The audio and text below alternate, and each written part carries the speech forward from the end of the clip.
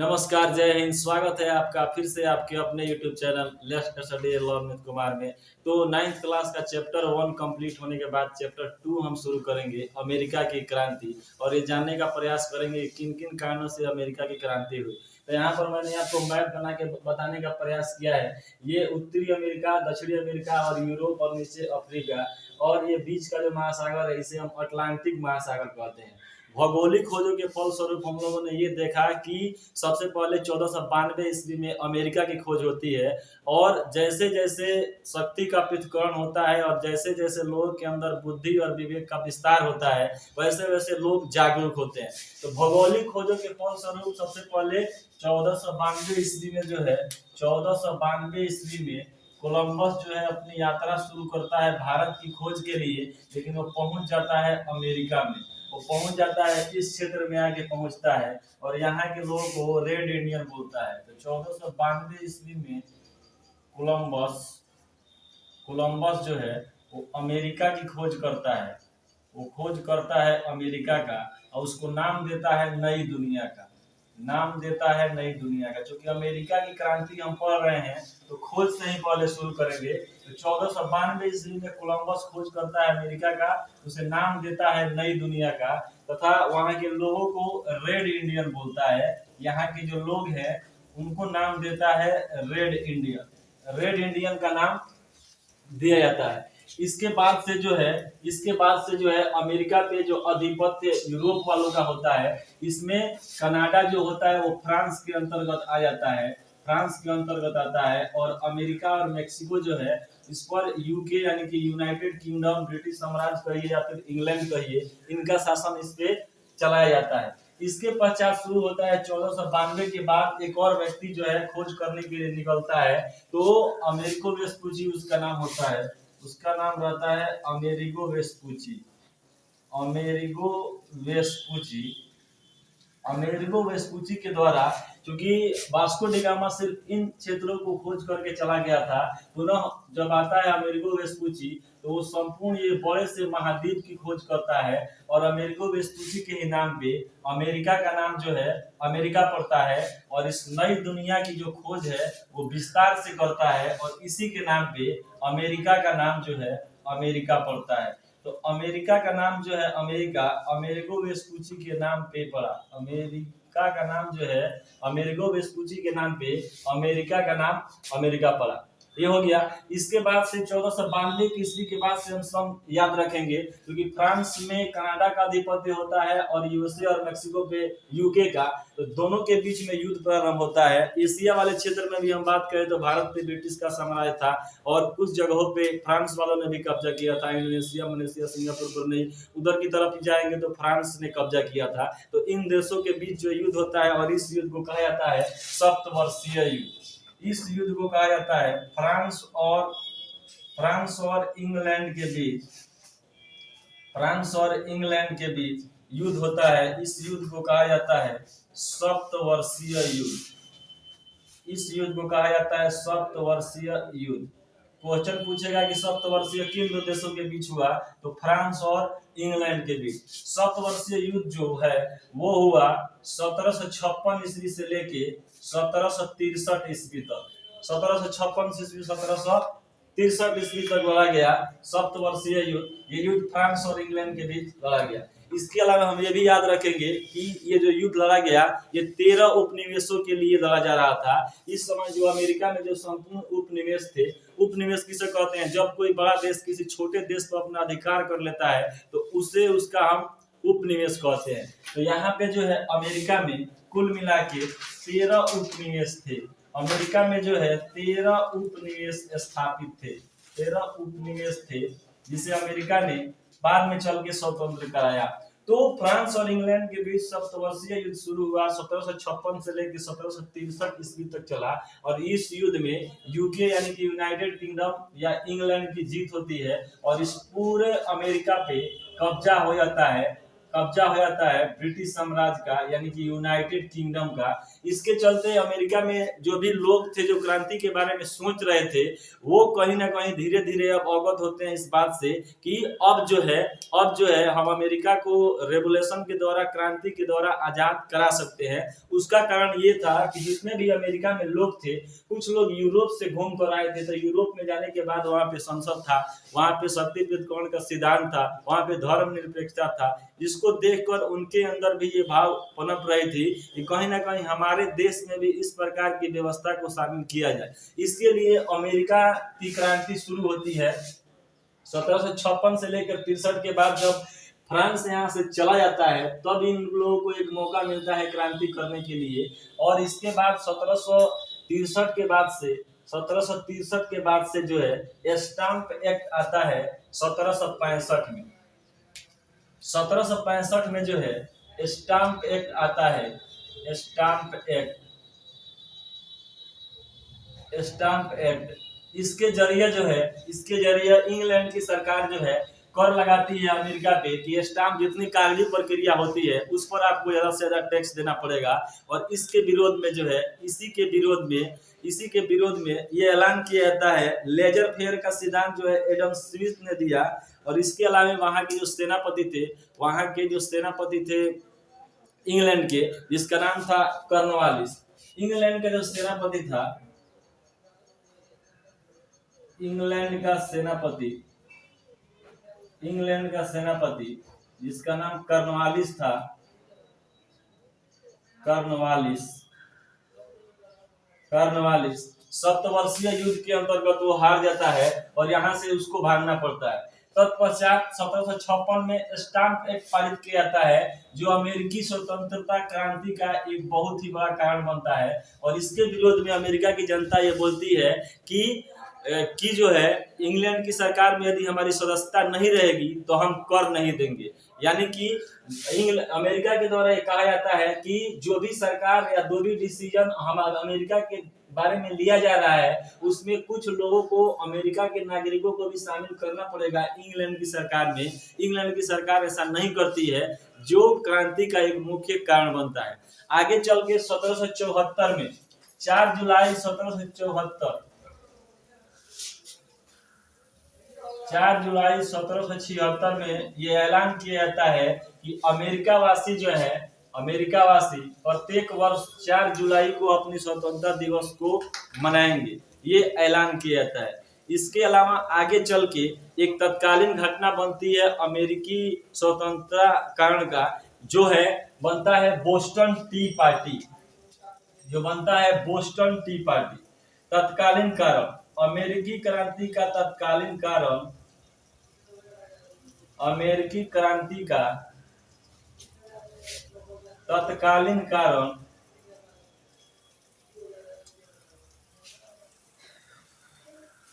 अमेरिकी स्वतंत्रता संग्राम का तत्कालीन कारण जो था वो बोस्टन टी पार्टी।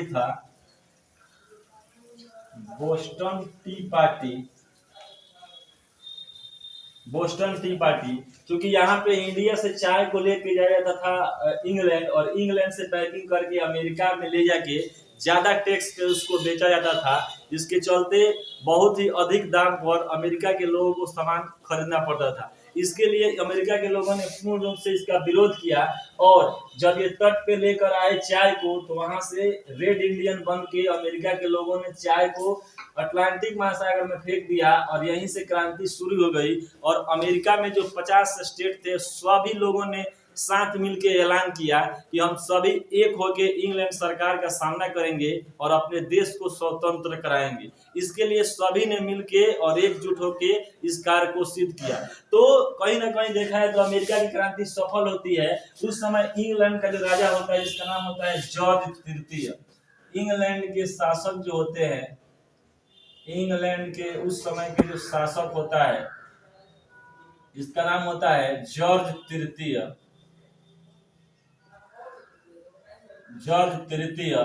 जो बहुत ही अच्छा शासक नहीं होता है, उसका जो विपक्ष से या वहां की जनता या वहां की सरकार जो भी होती है वो पूर्ण रूप से उसका साथ नहीं देती है, जिसके कारण जो है बोस्टन टी पार्टी के बाद स्वतंत्रता संग्राम शुरू होता है और इसमें अमेरिका की जीत होती है।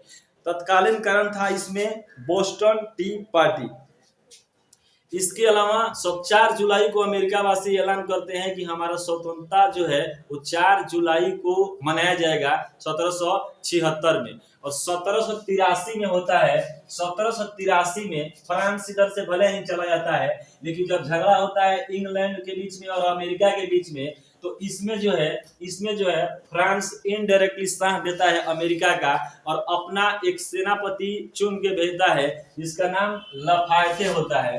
फ्रांस का जो सेनापति है वो जाता है युद्ध करने के लिए। फ्रांस की तरफ से फ्रांस का सेनापति जिसका नाम था लाफायते जाता है इस युद्ध में शामिल होने के लिए और इनडायरेक्टली अमेरिका का साथ देता है। और इसके बाद से जब इंग्लैंड की सेना यहाँ से हार जाती है तो पुनः अपने देश में चली जाती है, लेकिन किसी भी प्रकार से तय नहीं हो पाता है कि यहाँ पर शासन किसका होगा। तो फिर से फ्रांस की राजधानी पेरिस की संधि कराई जाती है। पेरिस की संधि कब हुई थी? 1783 में पेरिस की संधि होती है और इसमें ये कहा जाता है कि अमेरिका अब से स्वतंत्र है पेरिस की संधि के द्वारा। 1783 में पेरिस की संधि होती है और इसके बाद जो है अमेरिका एक स्वतंत्र राष्ट्र बनता है। तत्पश्चात 1787 में अमेरिका का संविधान बनकर तैयार होता है। 1787 में अमेरिकी संविधान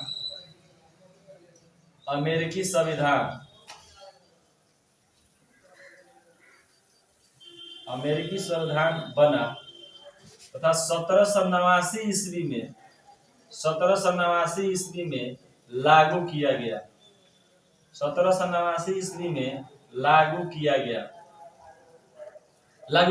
1787 में 4 जुलाई 1776 को ऐलान किया जाता है स्वतंत्रता दिवस का। और बोस्टन टी पार्टी की जो घटना होती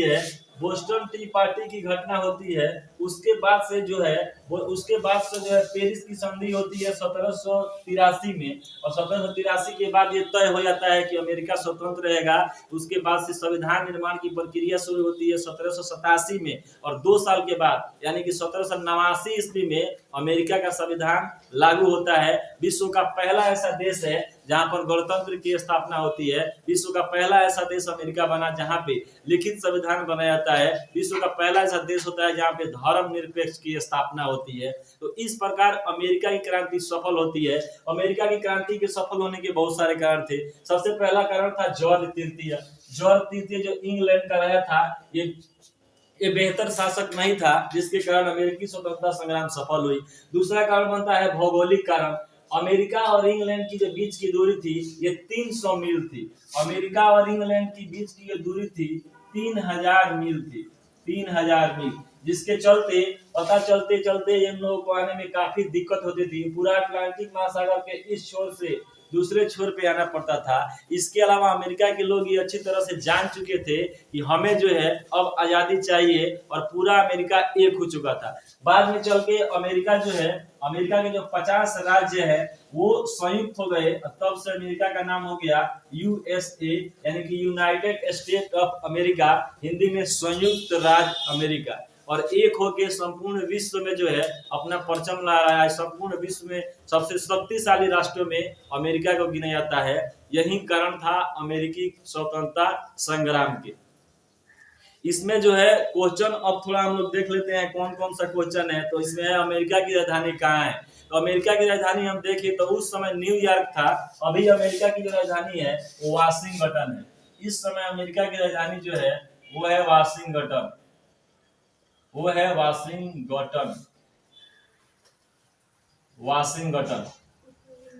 इसके अलावा सेनापति के बारे में हम बात करें तो इंग्लैंड का सेनापति जो था वो कॉर्नवालिस था, लॉर्ड कॉर्नवालिस था। जो यहाँ से हार के चला जाता है, और अमेरिका की तरफ से जो सेनापति होते हैं उनका नाम होता है जॉर्ज वाशिंगटन। अमेरिका का सेनापति होते हैं George Washington. George Washington America के सेनापति।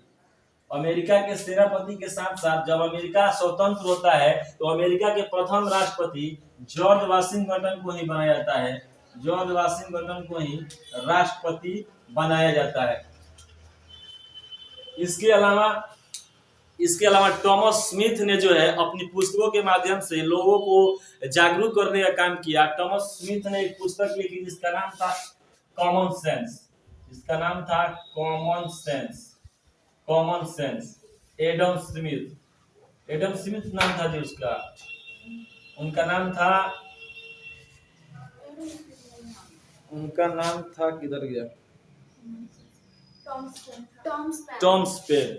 उनका नाम था टॉम स्पेन।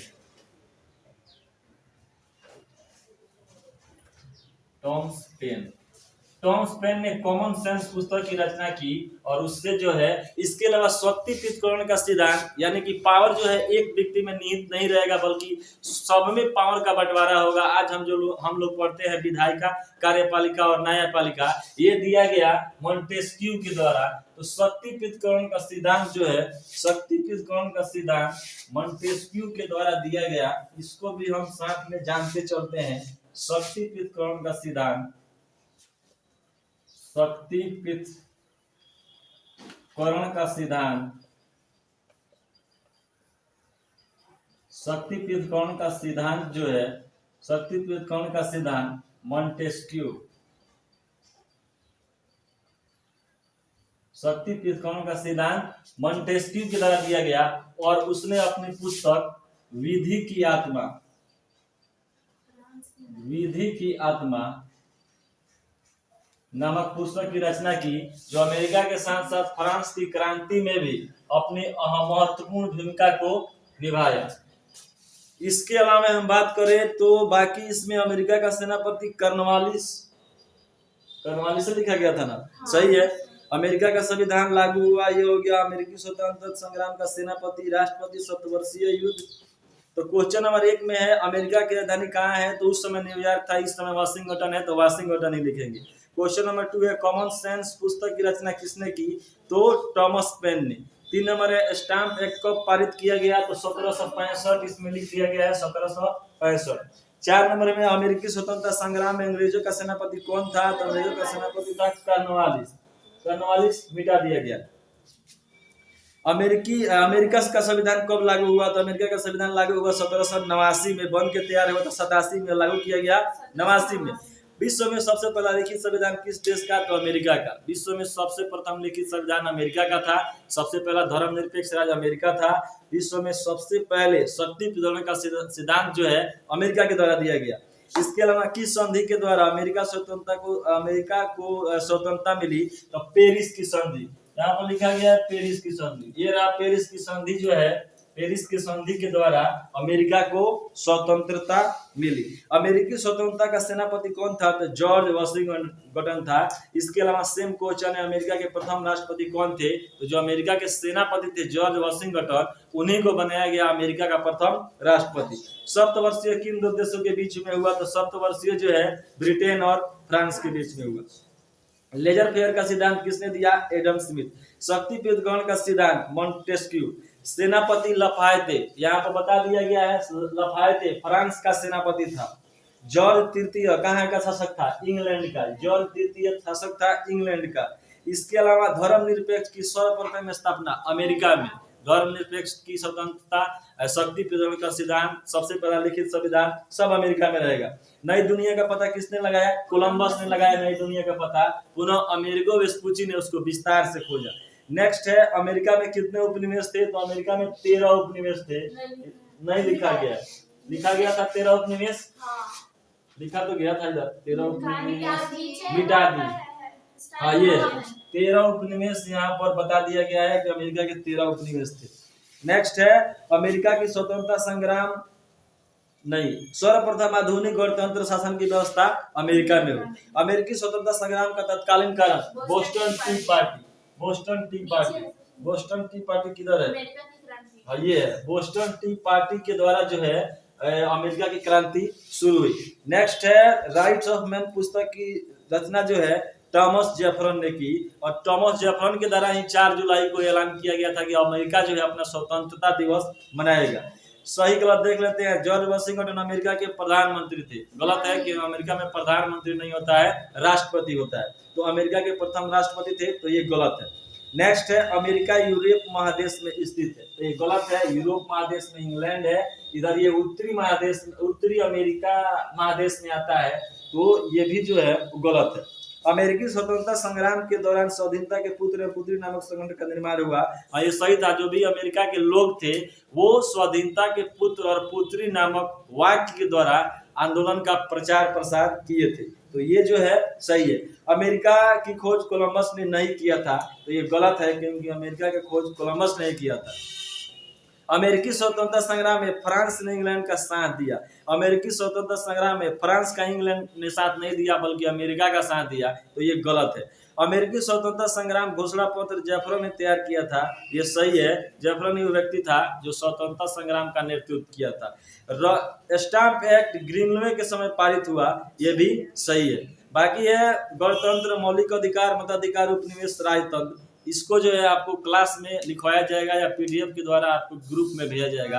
बाकी जो भी ऑब्जेक्टिव था या उसके कारण था उसको यहाँ पे बताया गया। फिर से एक बार हम रिवाइज कर लेते हैं इसको जल्दी से, कि अमेरिका का स्वतंत्रता संग्राम विश्व में सबसे पहला कोई लोकतांत्रिक या गणतांत्रिक राज्य बनता है तो अमेरिका ही बनता है। अमेरिका में ही सबसे पहले स्वतंत्रता संग्राम शुरू होता है। इसके अलावा जो है भौगोलिक खोजों के फलस्वरूप सबसे पहले भौगोलिक खोजें की जाती है, और जब विश्व में सभी भौगोलिक खोज हो जाता है उसके बाद से शुरू होता है स्वतंत्रता संग्राम। तो इंग्लैंड देखा जाए यूरोपीय महादेश में सबसे पहले पुनर्जागरण के फलस्वरूप बुद्धि विवेक, चूंकि देखा जाए तो पहले चैप्टर में आपको पढ़ाया गया है कि जो है दिशा सूचक यंत्र का निर्माण होता है, नई नई दूरबीन का खोज होता है, महासागरों के प्रति लोगों की ये भ्रांति होती है कि महासागर में अब जाएंगे तो विलीन में चले जाएंगे। इस भ्रांति को तोड़कर जो भी नाविक होते हैं वो समुद्र में निकलते हैं और नए नए उपनिवेशों की खोज करते हैं। नया नया उपनिवेश के खोजों के बाद जो है प्रत्येक देशों में कंपटीशन होता है, और अमेरिका में 2 देशों का राज आता है, एक फ्रांस का और एक अमेरिका और एक इंग्लैंड का, जिसके बाद से जो है दोनों में 7 वर्षों तक युद्ध चलता है। युद्ध के फलस्वरूप यूके यानी कि यूनाइटेड किंगडम इंग्लैंड का जीत होता है, और इसमें अधिपत्य हो जाता है सिर्फ इंग्लैंड का। उसके बाद से शुरू होती है अमेरिका की क्रांति। कुछ व्यक्ति आते हैं जो लोगों को जगाने का काम करते हैं, एडम स्मिथ हो गए, जेफरसन हो गए, या फिर मॉन्टेस्क्यू हो गए, जॉर्ज वाशिंगटन हो गए। कुछ ऐसे व्यक्ति आते हैं जो स्वतंत्रता संग्राम में अपनी महत्वपूर्ण भूमिका को निभाते हैं और अमेरिका को स्वतंत्रता दिलाते हैं। अमेरिका के बारे में देखा जाए तो विश्व का पहला लोकतांत्रिक या गणतंत्रात्मक देश अमेरिका बनता है। पहला धर्मनिरपेक्ष राज्य अमेरिका बनता है। पहली बार शक्ति का पृथक्करण अमेरिका में होता है। अमेरिका की राजधानी वाशिंगटन डीसी है। इसके अलावा सप्तवर्षीय युद्ध जो है फ्रांस और अमेरिका के बीच में होता है। स्टाम्प एक्ट 1765 में लाया जाता है, 1765 में। बाकी दोनों के बीच की दूरी है 3000 किलोमीटर है। इसमें बहुत सारे कारण थे। पहला भौगोलिक कारण था, दूरी ज्यादा होने के कारण, निरंकुश शासन के कारण, क्योंकि इंग्लैंड का जो राजा था वो बेहतर शासन नहीं कर पाया। बाकी जो है इंग्लैंड की जो भी साम्राज्यवादी विधि थी वो कहीं ना कहीं पूरा नहीं हो रही थी। धार्मिक कारण भी था, जो भी धर्म थे वहां के लोगों का वो उन पर जबरदस्ती मनवाने का प्रयास किया जा रहा था, जिससे कहीं ना कहीं क्रांति को उग्र किया। तो इन सभी कारणों से जो है इंग्लैंड की जो नीति है सही नहीं होने के कारण अमेरिका की क्रांति सफल होती है और विश्व का पहला ऐसा राज्य बनता है या देश बनता है जो गणतंत्र रूप से घोषित होता है। इसके बाद से 1789 में अमेरिका जो है संविधान अमेरिका का लागू होता है और 1789 से ही फ्रांस की क्रांति शुरू होती है। तो अगला जो हमारा चैप्टर रहेगा वो फ्रांस की क्रांति रहेगा। उम्मीद है ये वीडियो आपको पसंद आया होगा। बने रहिए हमारे साथ और देखते रहिए हमारे YouTube चैनल को। मिलेंगे नेक्स्ट वीडियो में। जय हिंद।